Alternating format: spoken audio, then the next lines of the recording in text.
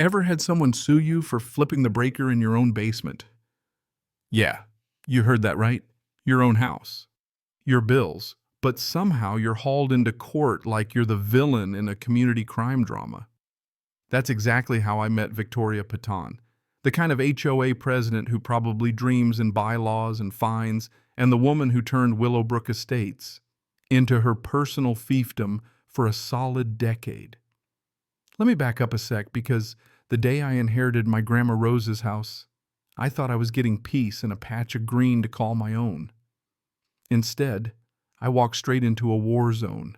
See, Willowbrook isn't your average neighborhood. No, this place came with a 47-page rule book so strict you'd swear it was drafted by the Pentagon.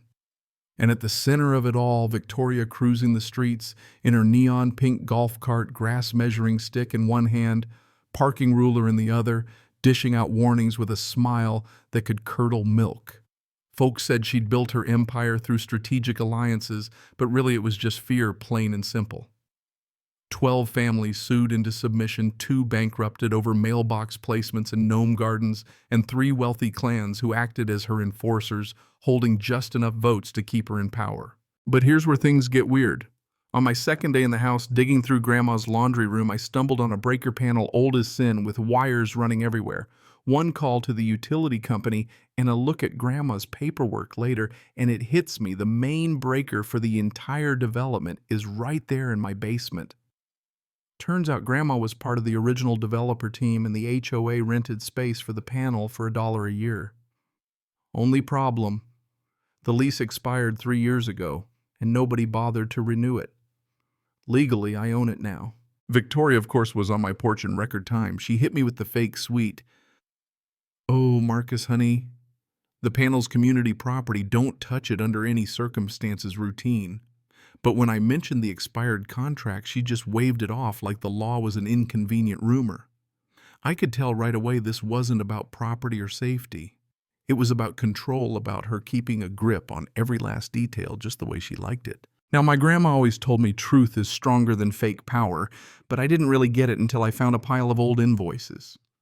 Victoria had been billing the HOA $200 a month for maintaining my basement panel, pocketing thousands over the years for work she wasn't even authorized to do. When I confronted her, she gave me that patronizing, "You don't know who you're messing with, kiddo." Talk like I was supposed to just roll over and play dead. Then came the storm. A lightning strike fried half the houses, and Willowbrook left fridges humming, alarms wailing, and folks looking for the nearest flashlight. As the only licensed electrician for miles, I couldn't fix a thing until I safely cut the power at the main. Victoria predictably screamed bloody murder when I told her, "You're not touching community infrastructure." She snapped, more worried about her precious control than anyone's safety. Enter Dmitry Volkov, ex-Russian engineer, Grandma's old friend, and the guy with zero patience for nonsense. "Your grandmother would want you to do the right thing," he said, and for the first time since moving in, I felt like I had an ally. Not an hour later, Sarah Martinez, a nurse with a kid who needed insulin, was on my doorstep. In tears, her fridge dead, food and meds at risk. You know what I mean? Sometimes you just gotta act. So at exactly 2:47 p.m., breaker off, power down. 4 hours later, 38 houses were safe and humming again, and the rest were only waiting on parts. Did Victoria thank me? Nope. She blasted an email to the entire neighborhood subject line, "Emergency, Marcus Chen sabotaged our electrical system." And for good measure, she copied every neighbor, a few news outlets, and some county officials. She didn't just try to get me expelled, she was out to ruin my name forever. But here's where her plan backfired. She CC'd me on the email and without thinking exposed all the private resident emails she'd been quietly harvesting, plus evidence she'd accessed HOA admin systems using privileges she wasn't supposed to have.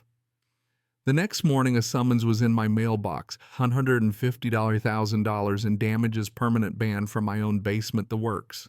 At this point, the fight wasn't about electricity. It was about standing up to a bully with a law degree and a God complex. My lawyer, Jake Morrison, young, hungry, and working out of an office that smelled like ramen, couldn't believe what we found in discovery. Victoria had been siphoning HOA funds for years, laundering money through her husband's landscaping company, filing lawsuits against residents to drain the HOA's legal budget and twist. She was never even properly elected in the first place. Her victory was based on a majority of abstentions, if you can believe it. Betty Wu, the former treasurer, dropped the real bombshell. She'd saved emails, bank records, everything. There was a blacklist, too. 31 names long, all the people Victoria considered problematic. Sarah Dimitri me all on it. Tony, the neighborhood handyman, revealed Victoria had asked him to install cameras everywhere from playgrounds to private meeting rooms. Her surveillance operation would have made the CIA blush. When I presented all this to Jake, he nearly fell out of his chair. This wasn't an HOA dispute anymore. This was fraud, extortion, and enough illegal surveillance to make a Netflix docuseries. So we countersued hard. At the next emergency HOA meeting, instead of support, Victoria got hit with a tidal wave of evidence. And for the first time, the crowd turned. People who'd never spoken up before started sharing their own stories. Her mask cracked. She screamed, accused everyone of betrayal, and in her rage admitted to adjusting documents for the greater good. But Victoria wasn't done. She called the cops on me, claiming I was running an illegal grow-op in my basement. When Detective Sullivan and Officer Park showed up, I practically welcomed them in for coffee. They found nothing but Grandma's old rec room, some porcelain figurines, and here's the kicker, a digital recorder hidden behind the sewing cabinet. Not mine. Turned out Victoria had been recording conversations in my house for months, transmitting everything to an external receiver. Worse, the device had audio of her openly discussing bribing witnesses, manipulating evidence, and spying on half the neighborhood. Suddenly, Victoria was in real trouble. Detective Sullivan took over, and when Victoria showed up expecting to watch me get hauled off, she instead got read her rights. In court, her high-powered legal team ditched her mid-trial, and her supporters quietly filed out while Jake and I dropped a mountain of evidence, embezzlement, illegal surveillance, shell company contracts, you name it. Judge Blackwood threw out her case, granted my countersuit, and ordered a full audit of the HOA. Detective Sullivan slapped the cuffs on Victoria right in front of everyone. The cheers outside the courthouse weren't just for me. They were for every family she'd ever bullied, every kid who couldn't put up a garden gnome without a fine. 3 months later, Willowbrook is unrecognizable. The rulebook's 3 pages long, now focused on safety, not micromanagement.